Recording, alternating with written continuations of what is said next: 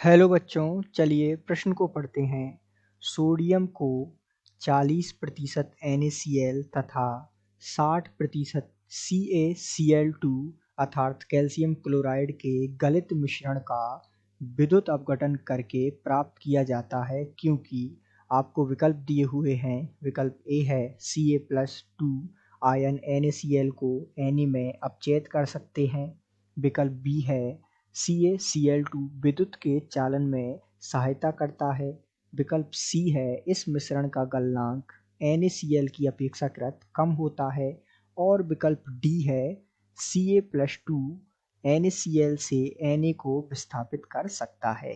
तो आइए बच्चों, मुख्य अवधारणा को समझते हुए हम यहाँ इस प्रश्न को हल करेंगे तथा इसके पीछे की विस्तार पूर्वक जो है मुख्य बातों पर चर्चा करेंगे। तो सबसे पहले हम जानते हैं मुख्य अवधारणा।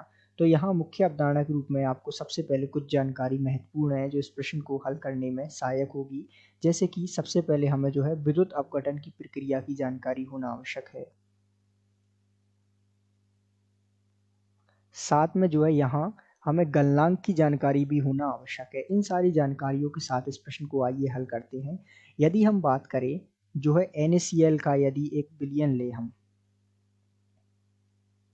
जैसा कि हम जानते हैं विद्युत अपघटन में होता है, यदि इसमें NaCl भरा हो और इसका विद्युत अपघटन करना हो तो इसके लिए हमें ज़्यादा ऊष्मा या विद्युत अपघटन के दौरान जो है ज़्यादा ऊर्जा की आवश्यकता पड़ेगी, क्योंकि जो NaCl है, सोडियम क्लोराइड है, इसका जो गलनांक होता है वो बहुत ही उच्च होता है और उसका मान होता है 804 डिग्री सेल्सियस। अर्थात इसे तोड़ने के लिए हमें 804 डिग्री सेल्सियस तापमान की आवश्यकता पड़ेगी, जो कि अधिक होता है। यदि हम समझिएगा इस NaCl में, अर्थात NaCl के जो विलयन है उसमें CaCl2 अर्थात कैल्शियम क्लोराइड मिला दें तो इस मिश्रण का जो गलनांक होगा वो कितना हो जाएगा? वो हो जाएगा 600 डिग्री सेल्सियस।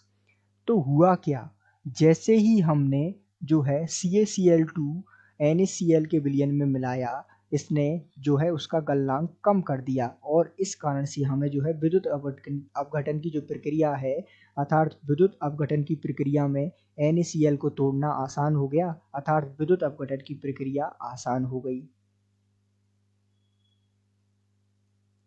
जो विद्युत अपघटन की प्रक्रिया है वो आसान हो गई, क्योंकि इसने जो है तापमान कम कर दिया, इसके गलनांक NaCl का गलनांक कम कर दिया।